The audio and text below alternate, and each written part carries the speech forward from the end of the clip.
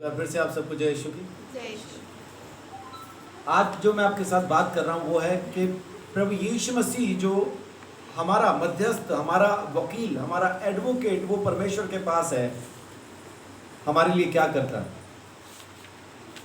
पहला यूहन्ना 2 अध्याय उसकी पहली आयत।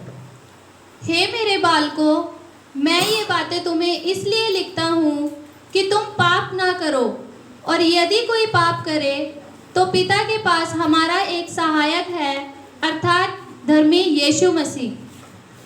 अभी सलाह क्या है कि पाप नहीं करो। बहुत से लोग क्या बोलते हैं कि जब मैं उनको कहता हूं ना कि व्यवस्था की वजह से हम धर्मी नहीं ठहरेंगे और व्यवस्था अब हमें दोषी नहीं ठहराती है, तो फिर वो बोलते हैं अच्छा फिर तो पाप कर सकते हैं। मैंने कब कहा? मैंने कब कहा? मैंने ये नहीं कहा कि हम पाप कर सकते हैं। मैं ये कह रहा हूं कि अब अगर हम पाप करते हैं तो भी व्यवस्था हमें दोषी नहीं ठहराती, क्योंकि अब व्यवस्था के अधीन हम नहीं हैं। व्यवस्था की अधीनता से खरीद लिए गए। परमेश्वर ने हमको खरीद लिया यीशु मसीह के लहू के द्वारा। सबने पढ़ा गलातियों 4:5 के अंदर साफ लिखा है कि व्यवस्था के अधीनों को वहां से खरीदने के लिए यीशु मसीह व्यवस्था के अधीन पैदा हुआ।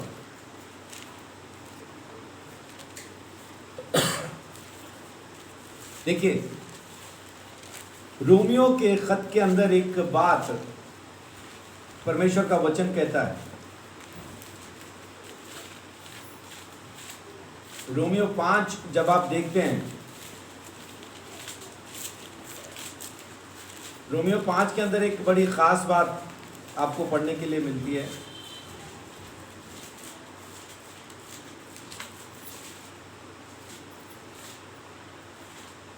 पांच का 13 देखिए क्या कहता है। व्यवस्था के दिए जाने तक पाप जगत में तो था, परंतु जहाँ व्यवस्था नहीं वहाँ पाप गिना नहीं जाता। क्या लिखा है? जहां व्यवस्था नहीं है वहां पाप गिना नहीं जाता। पाप जगत में तो था व्यवस्था से पहले भी और व्यवस्था के बाद भी है, लेकिन जहां व्यवस्था नहीं है वहां पाप गिना नहीं जाता। और आज की तारीख में हम व्यवस्था की अधीनता में नहीं है, इसलिए हमारा पाप गिना नहीं जाता। लेकिन यहाँ पे पाप करने की छूट बिल्कुल नहीं है। यूहन्ना क्या कह रहा है 2 अध्याय की पहली आयत में कि हे बालकों, पाप ना करो। दोबारा पढ़िए, पहला यूहन्ना 2:1।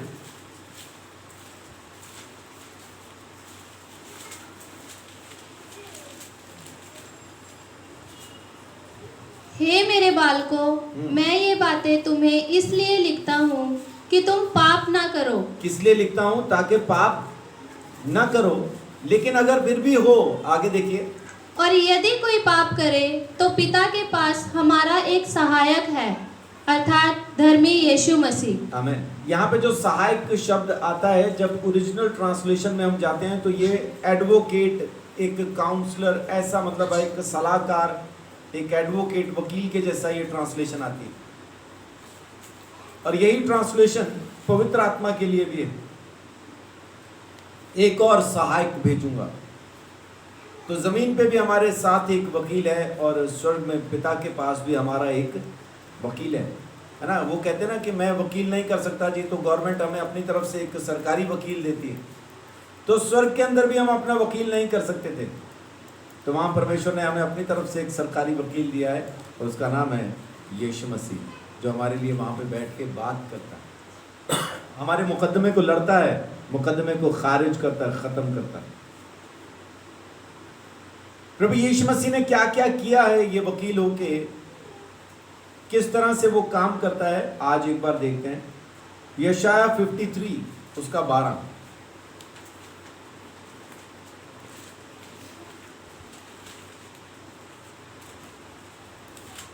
आप बोलेंगे ये तो यशाया में लिखा है, आप तो यीशु मसीह के बारे में बात कर रहे हैं।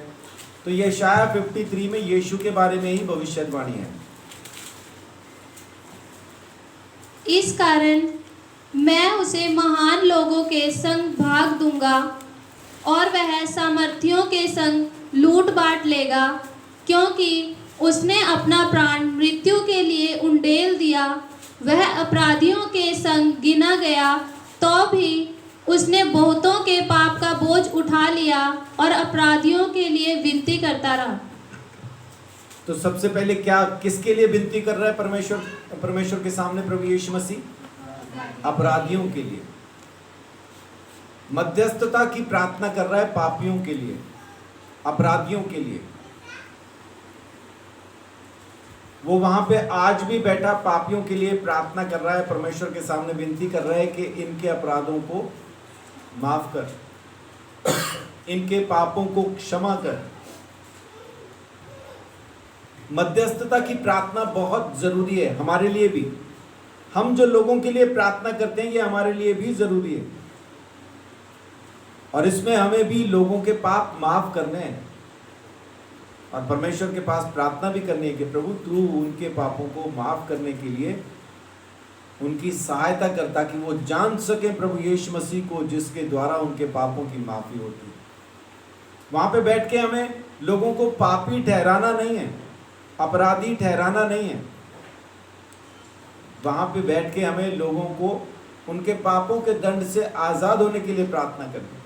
मध्यस्थता की सबसे पहले यीशु मसीह ने जो इंटरसेशन प्रेयर की है, वो सबसे पहली बात जो मैं आपको बता रहा हूं वो उसने की अपराधियों के लिए। पापियों का बोझ उठा लिया, लूट बांट ली। लूट कैसे बांट ली? अमीरों के साथ गिना गया, अपराधियों के साथ गिना गया। अमीर के साथ कैसे गिना गया यीशु मसीह? मृत्यु के समय में, क्योंकि जिस कब्र में वो रखा गया वो एक अमीर आदमी ने अपने लिए बनवाई थी। वो नई कब्र थी, पुरानी कब्र नहीं थी, नई कब्र थी। पुरानी कब्र और नई कब्र क्या होती है? पहले कब्र जो थी कमरे के जैसी होती थी, जैसा आपने कुछ मूवीज में देखी होगी जिसमें आपने ममीज को देखा होगा। आमतौर पे मिस्र की, इजिप्ट की मूवीज में जो वो पिरामिड होते हैं उन्हीं में आपने देखा होगा ना। एक द ममी बोल के एक मूवी भी आई थी, तो उसमें क्या होता है कि लाश रखी जाती है कमरे के अंदर, लेकिन उस पर बहुत से मसाले लगा के उसको रखे जाते हैं ताकि उसका शरीर जो सड़े नहीं, सालों साल रह जाए। और उस कमरे में उसके साथ बहुत सा खजाना भी रखा जाता है। खजाना रखने के पीछे उद्देश्य क्या था? वो लोग मानते थे कि ये कभी ना कभी दोबारा जिंदा होगा, और जब कभी जिंदा होगा तो इसके पास इतना पैसा हो कि अपनी जिंदगी को दोबारा से शुरू कर पाए। तो ये सोच के मुर्दे के साथ वो खजाना भी रखते थे। फिर उसी के परिवार का कोई और सदस्य मरे, फर्ज कीजिए जैसे कि पति मरा, तो बाद में पत्नी अगर मरती है तो उसी कब्र के अंदर एक और स्लैब बना के उसकी बॉडी को भी रख देते हैं। फिर आगे उसके बच्चे जितने रखे जा सकते हैं वो एक ही कब्र के अंदर, एक ही कमरे के अंदर पूरे खानदान की लाशें रखते रहते हैं। और धीरे धीरे जब वो पूरा भर जाता है तो फिर नई जगह पे नई कब्र को फिर वो बनाते हैं। तो आमतौर पे क्या करते थे, वो पहाड़ों को खोद के एक कमरे जैसा बनाया करते थे। तो यीशु मसीह जिस कब्र में रखा गया वो एक अमीर आदमी ने अपने लिए बनवाई थी, और यीशु मसीह उसमें रखा गया, यानी वो अमीरों के साथ गिना गया, अपराधियों के साथ गिना गया। कैसे? डाकुओं के साथ सूली पे चढ़ा। तो जैसे दो डाकू वैसा ही यीशु भी। लेकिन मेन काम वहां पे उसने क्या किया है कि पापियों के लिए प्रार्थना की, अपराधियों के लिए प्रार्थना की है, विनती की है कि प्रभु स्वर्ग के पिता इनके पापों को माफ कर। तो ये पहली चीज जो मैं आपको बता रहा हूं कि उसने हमारे लिए की है। और दूसरी बात, दूसरी प्रार्थना, लूका रचित सुसमाचार 22 का 32।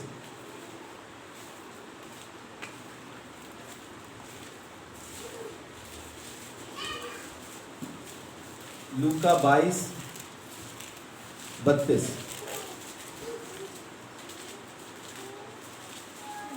परंतु मैंने तेरे लिए विनती की कि तेरा विश्वास जाता ना रहे, और जब तू फिरे तो अपने भाइयों को स्थिर करना। अब यहाँ पे कौन है, किसकी बात चल रही है यहाँ पे? पतरस की।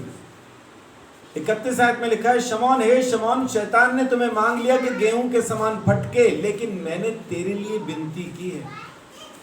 विनती इस बात के लिए नहीं की कि वो फटका ना जाए, विनती इस बात के लिए की है कि इसका विश्वास खत्म ना हो जाए। तो आज की तारीख में भी प्रभु यीशु मसीह कमजोर विश्वासियों के लिए विनती कर रहा है। कमजोर विश्वासी कौन है? जरा सी ठोकर लगी और हम तो चल दिए जी वापस, कोई फायदा ना है, कौन फायदा नहीं, कोई यीशु नहीं है, कोई खुदा नहीं है, कुछ नहीं होता ऐसा, ये सब झूठ है, सब ढोंग है, ढकोसला है, सब प्रचार है, धर्म परिवर्तन है, तुम्हें फंसा रहे हैं, कुछ नहीं है। क्यों? क्योंकि चोट लगी, जैसा चाहते थे वैसा हुआ नहीं ना, इसलिए चोट लगी। पतरस यहां पे क्या कह रहा है कि मैं तेरे साथ मरने को तैयार हूं। यीशु कह रहा है आज ही तू 3 बार इनकार करेगा, टेंशन ना ले, मरना तो छोड़, तू मानेगा भी नहीं कि तू मुझे जानता है। पतरस ने बोला, क्या आप वो कैसे बातें कर रहे हैं, मैं और आपको ना पहचानूंगा।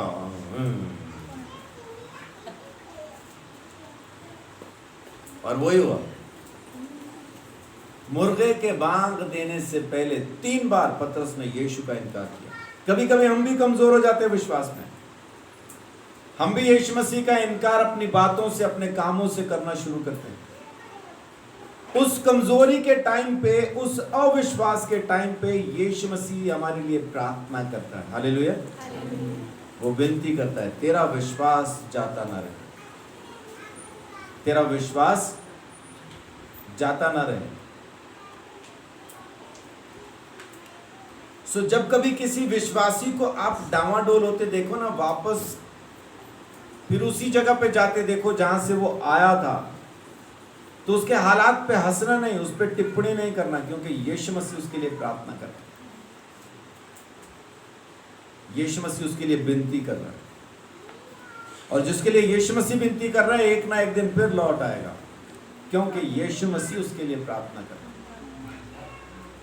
हमें लगता है नहीं लौटेगा, हमें लगता है खत्म हुआ, अब नहीं आएगा, लेकिन यीशु मसीह उसको नहीं छोड़ता।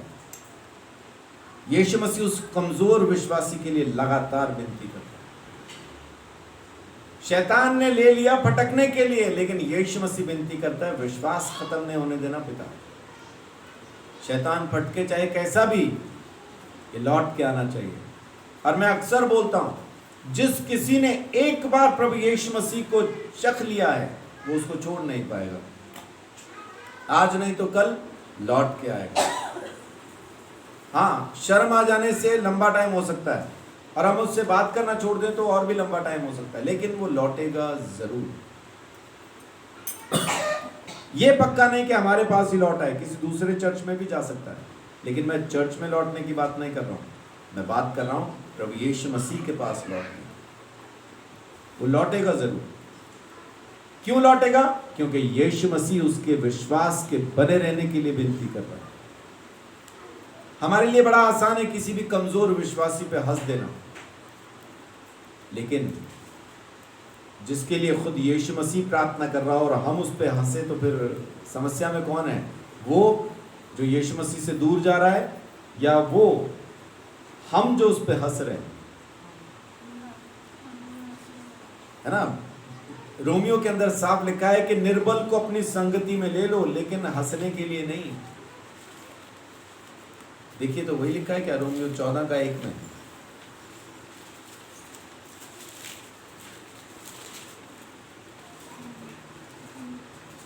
सागर, ये पंखा थोड़ा धीरे कर दे, हवा ज्यादा लग रही है। जी पढ़िए। जो विश्वास में निर्बल है, उसे अपनी संगति में ले लो, परंतु उसकी शंकाओं पर विवाद करने के लिए नहीं। हाँ, क्या करो? जो निर्बल है उसको अपनी संगति में ले लो, लेकिन उसकी शंकाओं पर विवाद करने के लिए नहीं, मजाक उड़ाने के लिए नहीं, उसको मजबूत करने के लिए, उसको वापस दोबारा से प्रभु में खड़ा करने के लिए। तो पहली प्रार्थना जो मैंने आपको बताया यीशु मसीह कर रहा है, पहली प्रार्थना किन के लिए? अपराधियों के लिए। और दूसरी प्रार्थना किन के लिए कर रहा है? कमजोर विश्वासियों के लिए, जिनका विश्वास कमजोर हो गया है, जो विश्वास में कमजोर हो गए हैं, जो अपने विश्वास में डामाडोल हो गए हैं। यीशु मसीह उनके लिए विनती कर रहा है। हमें भी जरूरत है यही करने की। पापियों के लिए प्रार्थना करो क्योंकि यीशु भी कर रहा है। कमजोर विश्वासियों के लिए प्रार्थना करो क्योंकि यीशु भी कर रहा है।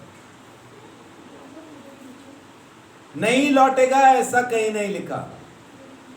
यीशु मसीह विनती करता हो और वो चीज हो ना जाए, क्या यह संभव है? यह असंभव है। हाँ, कोई विश्वास की कमजोरी की वजह से नहीं, वैसे यीशु मसीह को छोड़ना चाहता है तो उसकी अपनी मर्जी, वो उसकी अपनी मर्जी, उसका अपना फैसला है। लेकिन विश्वास में कमजोरी आई, प्रभु उसका यीशु ही है, तो यीशु प्रार्थना कर रहा है, लौट आएगा, जरूर लौट आएगा। तीसरी प्रार्थना जो प्रभु यीशु मसीह कर रहा है, लूका रचित सुसमाचार 23:34।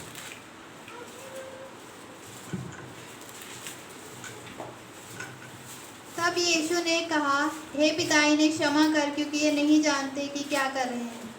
अब किन के लिए विनती कर रहा है यीशु मसीह? दुश्मनों के लिए, जो दुश्मन है उसके। और दुश्मन कैसे? जान के दुश्मन। दुश्मनी कैसे निभा रहे हैं? जान से मार के। और यीशु मसीह अपने दुश्मनों के लिए प्रार्थना करता है कि हे पिता इन्हें माफ कर, क्योंकि ये नहीं जानते कि क्या कर रहे हैं। अब हमारे लिए भी जरूरी है कि हम भी अपने दुश्मनों को ऐसा ही ना सिर्फ माफ करें, बल्कि उनके लिए प्रार्थना भी करें और पिता से कहें कि स्वर्गीय पिता इन्हें माफ कर, क्योंकि ये नहीं जानते कि क्या कर रहे हैं, क्या कर रहे हैं, इनको नहीं मालूम है, इनको माफ कर। लेकिन हम माफ करने की जगह पे हम बोलते हैं प्रभु इसको साफ कर।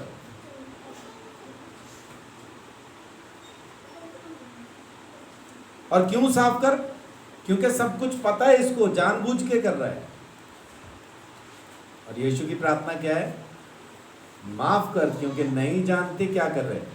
और हमारी प्रार्थना है साफ कर, क्योंकि जानता है फिर भी कर रहा है।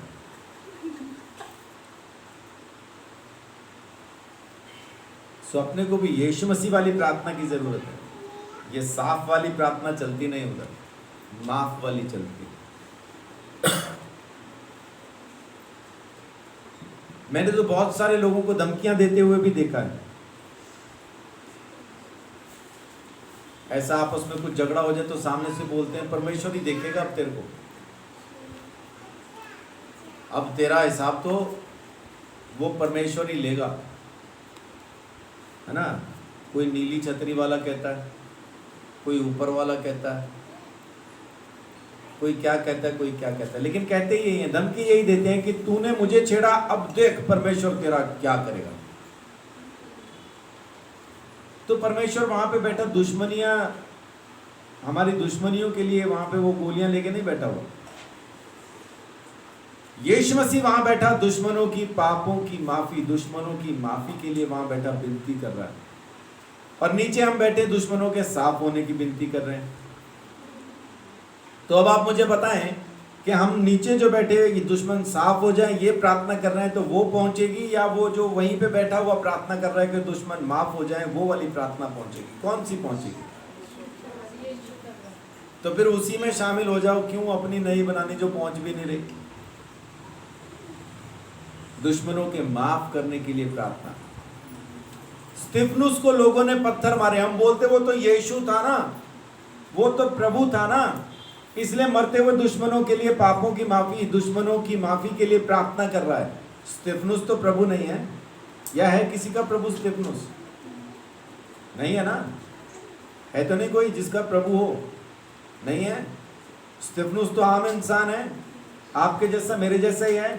तो देखिए प्रेरितों के काम 7 अध्याय 7 का 59 और 60 क्या बोलेंगे, 59-60 वहां पे लिखा है, वे स्तिफनुस पर पथराव करते रहे और वह यह कहकर प्रार्थना करता रहा। वो उसको पत्थर मारते रहे और वो प्रार्थना करता रहा। कमाल का आदमी था। यहां थोड़ा सा फोन आ जाए तो प्रार्थना खत्म हो जाती है। उसको पत्थर पड़ रहे हैं तब भी प्रार्थना कर रहा है। वो पत्थर मारते रहे और वो प्रार्थना करता रहा, हे प्रभु यीशु मेरी आत्मा को ग्रहण कर। और फिर घुटने टेक कर ऊंचे शब्द से पुकारा, हे प्रभु यह पाप उन पर मत लगा। यह कहकर वो सो गया।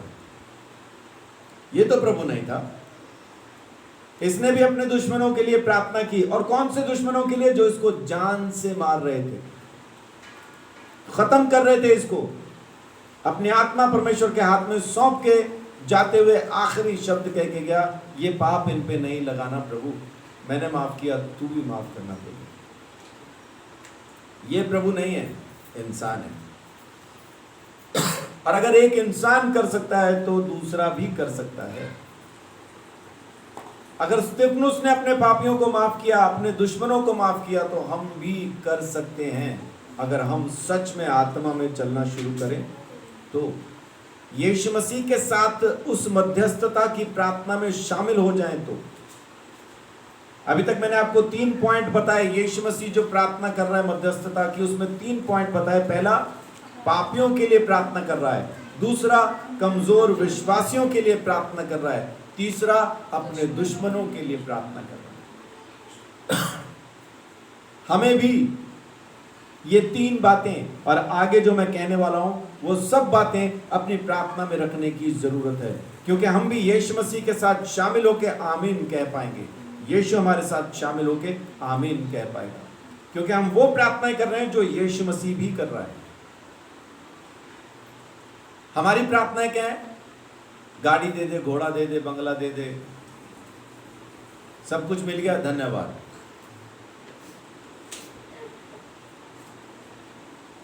उसके बाद जरा सी ठोकर लगी तो बस फिर वही 1.5 का पहाड़ा शुरू, फिर दोबारा वही अगड़ बगड़ का चढ़ बचड़ वही शुरू। यानी सब अच्छा है तो प्रभु धन्यवाद,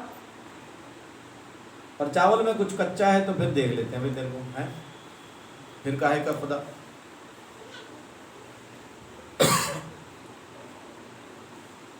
प्रार्थना करनी है यीशु मसीह के साथ मिलके, शामिल होकर प्रार्थना करनी है, तो ये प्रार्थना ही शुरू कीजिए। चौथी बात, यूहन्ना 14 उसका 16। मैं पिता से विनती करूंगा और वह तुम्हें एक और सहायक देगा कि वह सर्वदा तुम्हारे साथ रहे। आमीन। किस चीज के लिए प्रार्थना कर रहा है यीशु मसीह वहां पे बैठ के हमारे लिए? ताकि हम पवित्र आत्मा पाएं। आमीन। तो ये हमारी प्रार्थनाओं से आएगा या यीशु मसीह की प्रार्थनाओं से आने वाला? पवित्र आत्मा मेरी प्रार्थनाओं से आने वाला है कि यीशु की प्रार्थना से? यीशु मसीह ने विनती की है, मुझे इंतजार करना है, और यह जिंदगी भर का इंतजार नहीं है। यह इंतजार है चंद लम्हों का, कुछ दिनों का, बस महीनों का नहीं होना चाहिए, सालों का बिल्कुल नहीं होना चाहिए। यीशु मसीह ने विनती की है पवित्र आत्मा हमारे पास भेजने के लिए, और परमेश्वर ने उसकी बात को सुन लिया। और पवित्र आत्मा भेज दिया है।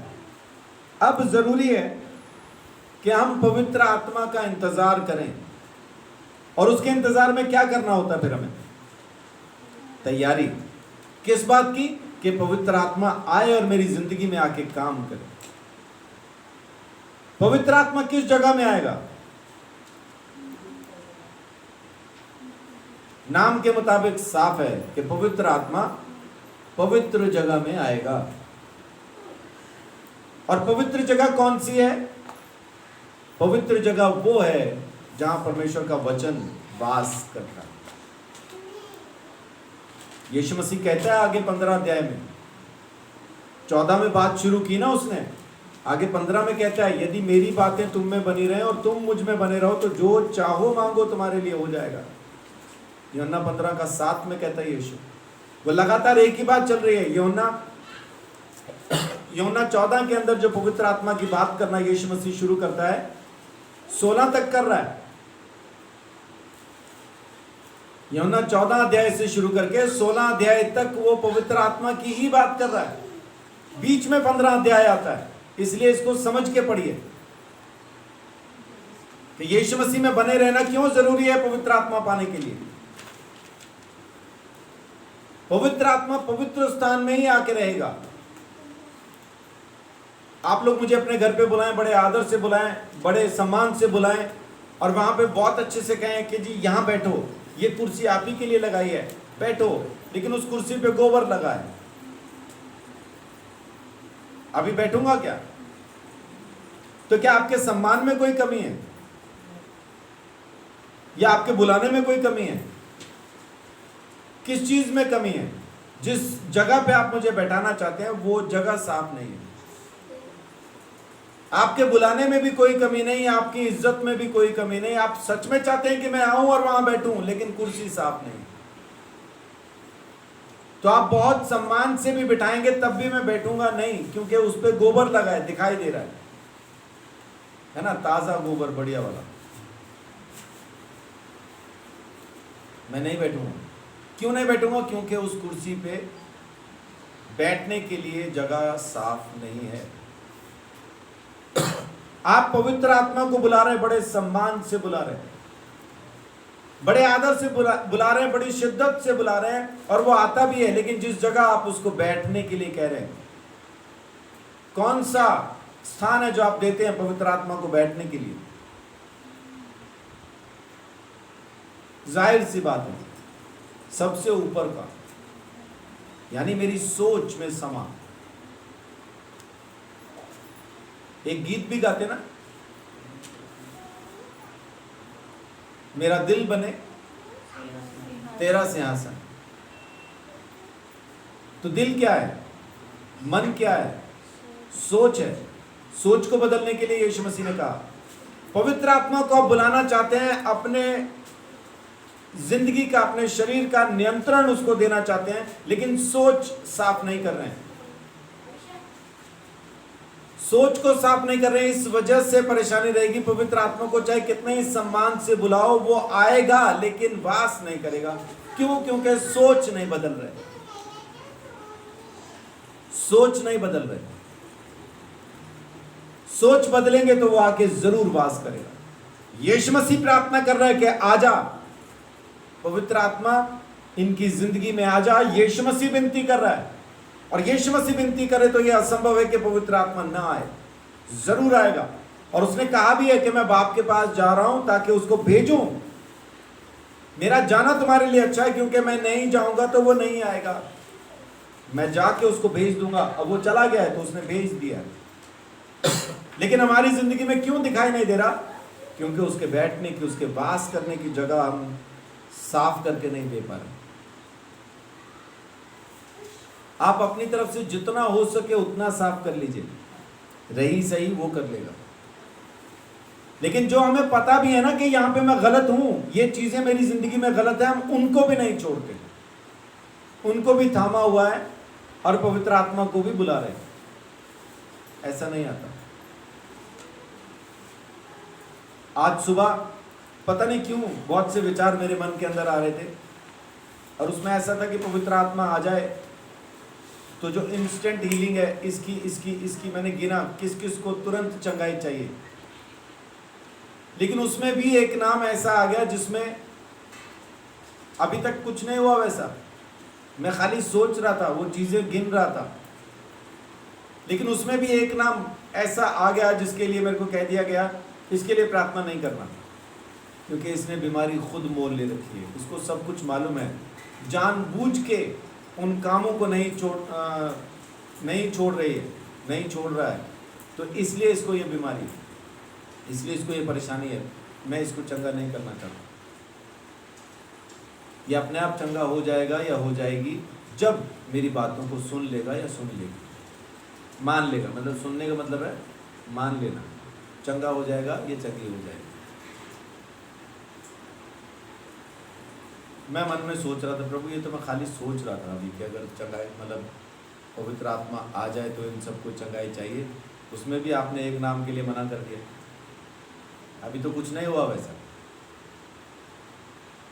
लेकिन तो भी अब इसका मतलब क्या है कि पवित्र आत्मा आ जाने के बावजूद भी, पवित्र आत्मा के द्वारा प्रार्थना किए जाने के बावजूद भी अगर कोई चंगा नहीं हो रहा है, तो वो याकूब 5 अध्याय वाली बात है, पाप की वजह से बीमार है।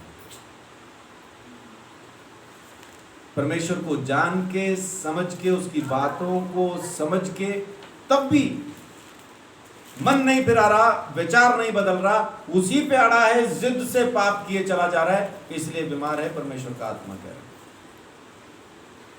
क्योंकि वहां पे वही लिखा है कि आपस में एक दूसरे के सामने पापों को मान लो और तुम्हारे आपस में अंगीकार करने से तुम चंगे हो जाते हो। अगर कोई बीमार हो, चंगा ना हो रहा हो, तो प्राचीनों को बुलाए जो तेल लगा के प्रार्थना करेंगे। और फिर आगे लिखा है आपस में एक दूसरे के सामने अपने पापों को मान लो, अंगीकार कर लो, तो तुम अच्छे हो जाओगे। 5:16 में क्या लिखा है? इसलिए तुम आपस में एक दूसरे के सामने अपने अपने पापों को मान लो और एक दूसरे के लिए प्रार्थना करो, जिससे चंगे हो जाओ। धर्मी जन की प्रार्थना के प्रभाव से बहुत कुछ हो सकता है। आमीन। यहाँ पे साफ लिखा है कि वो पाप की वजह से बीमार है, बीमारी की वजह से बीमार नहीं है, शैतान ने बीमार नहीं किया है, शरीर की वजह से बीमार नहीं है, पाप की वजह से। और परमेश्वर उसको चंगा भी नहीं करता। क्यों चंगा नहीं करता? एक बिगड़े हुए लड़के को, खराब, जैसा मैं था, नशेड़ी, और मेरा छोटा भाई जिसने जिंदगी में कभी नशा नहीं किया, मुझे कभी पैसा मिलता था, कभी नहीं मिलता था। मतलब मिला, अगर 100 बार मांगा तो 2 बार मिला, उसने 2 बार मांगा तो 100 बार मिला। हम दोनों के माँ बाप एक ही हैं, लेकिन जब भी मैंने पैसा मांगा मुझे नहीं मिला, जब भी उसने मांगा उसको मिल गया। ऐसा क्यों? क्योंकि उसका पता था कि वो जिस चीज के लिए पैसा मांग रहा है उसी चीज में इस्तेमाल करेगा। और मेरे बारे में पता था, झूठ बोल के मांग रहा है, नशा करेगा। अब हम दोनों एक ही माँ बाप की संतान है, लेकिन मेरे साथ ऐसा सौतेले वाला बर्ताव क्यों? क्योंकि माँ बाप को पता है कि इसको पैसा नहीं देना अच्छा है। पैसा देंगे तो नशा करके मर जाएगा ये, पैसा नहीं देंगे तो नशा नहीं होगा, तो हो सकता है सुधर भी जाए। तो परमेश्वर भी ऐसा ही, जो जानबूझ के जिद के साथ पाप में अड़ा है, उसको चंगा नहीं करता, यही सोच के कि शायद ये सुधर जाए, वापस आ जाए, इसी बीमारी की वजह से ही आ जाए। लेकिन ना आए तो फिर परमेश्वर भी उसको अच्छा नहीं करता। रहना बीमार तो रहो, ऐसा ही मरना है तो मरो, दिक्कत नहीं। यीशु मसीह प्रार्थना कर रहा है पवित्र आत्मा के आने के लिए। जब पवित्र आत्मा आएगा, एक डिवाइन हीलिंग के साथ, एक ऐसी सामर्थ के साथ आएगा कि ना सिर्फ आप चंगे हो जाएंगे, बल्कि आपके आसपास के लोग भी चंगे हो जाएंगे। आमीन। और वो फिर आपको सिखाएगा कैसे चलना है, कैसे उठना है, कैसे बैठना है, कैसे जीना है। पवित्र आत्मा सिखाएगा। मैं खराब हूं, इसका मतलब ये नहीं कि मैं आपको भी गलत शिक्षा दूं। मैं खराब हूं, अगर मैं लीवर का डॉक्टर हूं और खुद शराब पी के मैंने लीवर खराब कर लिया, तो दूसरे को सलाह नहीं दे सकता तुम भी पी सकते हो, क्योंकि मैंने खुद तो कर ही लिया। मेरा लीवर खराब हुआ मेरे शराब पीने की वजह से, लेकिन मैं लीवर का डॉक्टर हूं, तो जो मेरे पास आए उसको सही सलाह देना मेरा फर्ज है। ऐसा ही पास्टर होने के नाते सही शिक्षा, सही रास्ता, सही दिशा बताना मेरे लिए ज़रूरी है। उसमें आपको कभी अच्छा लगता है, कभी बुरा लगता है, वो दिक्कत नहीं, लेकिन आपके चक्कर में मैं गलत जगह पे जाके खड़ा नहीं हो सकता, या अपने चक्कर में मैं गलत जगह पे जाके खड़ा नहीं हो सकता। सही सच बोलना मेरे लिए ज़रूरी है, आपको भी सुनना ज़रूरी है ना। सब कुछ अच्छा है, सब कुछ अच्छा है, ये झूठ है। यहाँ पे सब शांति शांति, ऐसा नहीं, ऐसा नहीं। परमेश्वर जो बात कर रहा है उसको सुनिए, गौर से सुनिए। अब तक कितनी बातें बताएं? तो पांचवी बात, प्रभु यीशु मसीह पूरी कलीसिया के लिए विनती करता है। अब चर्च में कौन आता है? सारी जगत की कलीसिया, हम भी आते हैं। हालेलुया। आज हम यहां पे बैठे परमेश्वर का वचन सीख रहे हैं और परमेश्वर के सिंहासन के सामने बैठा यीशु मसीह हमारे लिए विनती कर रहा है। आमीन। चर्च के लिए विनती है। यूहन्ना 17 अध्याय उसकी 9 आयत। मैं उनके लिए विनती करता हूँ, संसार के लिए विनती नहीं करता, परंतु उन्हीं के लिए जिन्हें तूने मुझे दिया है, क्योंकि वे तेरे हैं। आमीन। अभी यहां पे यीशु मसीह चेलों के लिए प्रार्थना कर रहा है, संसार के लिए नहीं कर रहा हूं बोल रहा है। अभी सिर्फ उनके लिए कर रहा हूं जिनको तूने मुझे दिया, मैं उन्हीं के लिए प्रार्थना कर रहा हूं। लेकिन फिर आगे देखिए, 20 आयत से पढ़िए। मैं केवल इन्हीं के लिए विनती नहीं करता, परंतु उनके लिए भी जो इनके वचन के द्वारा मुझ पर विश्वास करेंगे। तो अभी किन के लिए विनती कर रहा है? हम सब के लिए भी, चेलों के लिए और हम सब के लिए। चेलों के द्वारा जितने लोग विश्वास में आएंगे उन सब के लिए भी यीशु मसीह विनती कर रहा है। हम किसके द्वारा विश्वास में आए? अल्टीमेटली चेलों के द्वारा ही। ये जितना भी प्रतिफल, जितने भी क्रिश्चियन आज जमीन के ऊपर आपको दिखाई देते, जितने भी लोग आपको दिखाई देते जो यीशु मसीह पे अपना ईमान लेके आए हैं, इनके विश्वास की शुरुआत कहाँ से है? चेलों से। चेलों ने ही शुरू किया था और बढ़ते बढ़ते यहाँ तक पहुँच गया। आगे उनके चेले, उनके चेले, उनके चेले, उनके चेले, उनके चेले, और फिर यहाँ तक चेले। यहाँ तक वचन पहुँचा उन्हीं की वजह से, यीशु मसीह की विनती की वजह से। यीशु मसीह लगातार विनती कर रहा है, इसीलिए लगातार गिनती भी बढ़ रही है। सारे जगत के अंदर अगर कलीसिया देखें तो वो पतरस और पौलुस, बरनाबास, फिलिपुस, ये लोग जो प्रचार के लिए निकले, थोमा जो हिंदुस्तान में आया, उन्हीं के द्वारा स्थापित की गई ये कलीसिया है जो बढ़ती जा रही है, खत्म नहीं हो रही। आगे दूसरा चेला दूसरे को, दूसरा चेला दूसरे को सिखाता जाता है, हम बढ़ते जाते हैं। सो उस प्रभु का धन्यवाद हो कि वो हमारे लिए लगातार विनती करता है। स्पेशल विनती कर रहा है कलीसिया के लिए, और फिर वो प्रार्थना कर रहा है उद्धार के लिए। आमीन। इब्रानियों 7:25, छठी बात, छठी विनती मैं जो बता रहा हूं किसके लिए कर रहा है? उद्धार के लिए। जी, इसीलिए जो उसके द्वारा परमेश्वर के पास आते हैं। देखिए साफ लिखा है, इसीलिए जो उसके द्वारा, जो यीशु मसीह के द्वारा परमेश्वर के पास आते हैं, वह उनका पूरा पूरा उद्धार कर सकता है, क्योंकि वह उनके लिए विनती करने को सर्वदा जीवित है। आमीन। पूरा पूरा उद्धार कर सकता है, आधा अधूरा नहीं लिखा। उनका ये नहीं लिखा थोड़ा थोड़ा उद्धार कर सकता है, ये भी नहीं लिखा उनका काफी कुछ उद्धार कर देता है। लिखा है पूरा पूरा उद्धार करता है। किनका? जो प्रभु यीशु मसीह के द्वारा परमेश्वर के पास आते हैं उनका। तो इसलिए जरूरी है प्रभु यीशु मसीह, क्योंकि वही एकमात्र रास्ता है परमेश्वर तक जाने के लिए। जिस किसी को उद्धार चाहिए यीशु के द्वारा ही मिलेगा, दूसरा रास्ता कोई है नहीं। तो जो कोई यीशु मसीह के द्वारा परमेश्वर के पास आते हैं उनके लिए पूरा पूरा उद्धार करने के लिए, वो वहां पे विनती करने के लिए सदा जिंदा है। आमीन। सर्वदा के लिए जिंदा है, हमेशा के लिए जिंदा है, मरेगा नहीं, क्योंकि वो खुद जीवन है। लोग मरते हैं, जिंदगी नहीं मरती। तो यीशु मसीह जिंदगी है, जीवन है। यीशु नहीं मरता, मर नहीं सकता, क्योंकि जिंदगी सदा रहती है। अनंत जीवन है प्रभु यीशु मसीह नासरी। आमीन। और सातवीं और आखिरी बात,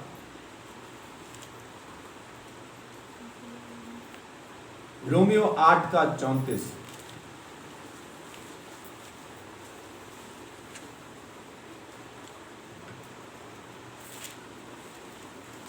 फिर कौन है जो दंड की आज्ञा देगा? मसीह है जो मर गया, वरन मुर्दों में से जी भी उठा और परमेश्वर के दाहिनी ओर है और हमारे लिए निवेदन भी करता है। तो हमारा स्वीकार किया जाना भी प्रभु यीशु मसीह की विनती के द्वारा ही है। हमारे स्वीकार किए जाने के लिए भी प्रभु यीशु मसीह वहां पे विनती कर रहा है।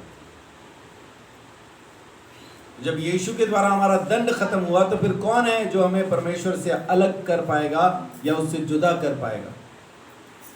यीशु है जो वहां पे लगातार हमारे लिए विनती कर रहा है। रोमियो 8:34। तो ये 7 बातें जो मैंने आज आपको बताई हैं कि प्रभु यीशु मसीह वहां पे बैठ के हमारे लिए ये विनती कर रहा है, इंटरसेशन की प्रार्थना हमारे लिए कर रहा है। पहली प्रार्थना, पहली विनती किसके लिए मैंने बताया आपको? पापियों के लिए, अपराधियों के लिए। अपराधियों के लिए विनती कर रहा है, यशायाह 53:12 में लिखा है। और फिर दूसरा मैंने बताया कि जो कमजोर हो गए विश्वास में, उन विश्वासियों के लिए विनती कर रहा है, लूका 22:32 में। और तीसरी, दुश्मनों के लिए प्रार्थना कर रहा है, लूका 23:34। और फिर पवित्र आत्मा के भेजे जाने के लिए विनती कर रहा है, यूहन्ना 14:16। और 5वां, चर्च के लिए, कलीसिया के लिए प्रार्थना कर रहा है, यूहन्ना 17:9 और 20। और उद्धार उसी के द्वारा है। उद्धार के लिए वो हमारे लिए वहां पे विनती कर रहा है, इब्रानियों 7:25। और हमारे स्वीकार किए जाने के लिए वो लगातार प्रार्थना कर रहा है, रोमियो 8:34। फिर कौन हमें दूर कर सकता है उस खुदा के अनुग्रह से, उसकी रहमत से, उसकी दया से? फिर कोई हमें वहां से जुदा नहीं कर सकता। सो परमेश्वर आप सबको बहुत आशीष, बड़ी बरकत दे। लेकिन जरूरी है कि हम पवित्र जिंदगी जिए। फिर दोबारा से वो पहली आयत जो हमने शुरू में पढ़ी थी, पहला यूहन्ना 2:1, हे बालको, मैं ये सब बातें तुम्हें इसलिए लिखता हूं ताकि तुम पाप ना करो। तो भी यदि कोई करे तो यीशु मसीह वहां पे है, विनती करने के लिए है वहां पे। लेकिन पहली सलाह क्या है कि पाप नहीं करो, और वही जरूरी है। पवित्र आत्मा को अगर आप अपनी जिंदगी में देखना चाहते हैं तो जरूरी है कि आप पवित्र जिंदगी जिए। कुर्सी पवित्र होगी तो वो आके जरूर बैठ जाएगा। थोड़ी बहुत धूल मिट्टी अगर है तो वो हाथ मार के वो उतना साफ कर लेगा, लेकिन अगर गोबर ही लगा हुआ है तो वो साफ नहीं करता फिर, है ना। कभी कभी हम जाते हैं, कुर्सियां लगा रखी होती है, लेकिन थोड़ी बहुत धूल होती है उस पे, कुर्सी पे, उतने पे तो हम भी हाथ मार के बैठ जाते हैं, है ना। रुमाल मार लेते हैं या हाथ मार लेते हैं, थोड़ा सा साफ कर लेते हैं, या फिर वहाँ पे पूछ लेते हैं कोई गंदा कपड़ा पकड़ाना ज़रा, तो वो लेके 2 मिनट में खुद ही मार लेते हैं। पवित्र आत्मा भी उतना काम खुद कर लेगा, लेकिन बिल्कुल ही उसको सनी हुई दे दो, गोबर में लिथड़ी हुई पूरी, कि चल अच्छे से मांज के बैठ जा, तो वो नहीं करता वो, है ना। जिनके बारे में, जिन चीज़ों के बारे में हमें मालूम है कि ये गलत हैं, सो उसका तो हम ही को सोचना है। और फिर वो परमेश्वर प्रभु यीशु मसीह हमारे लिए वहाँ पे विनती कर रहा है। सो परमेश्वर आप सबको बहुत आशीष, बड़ी बरकत दे, अपने अनुग्रह के अंदर संभाल के रखें।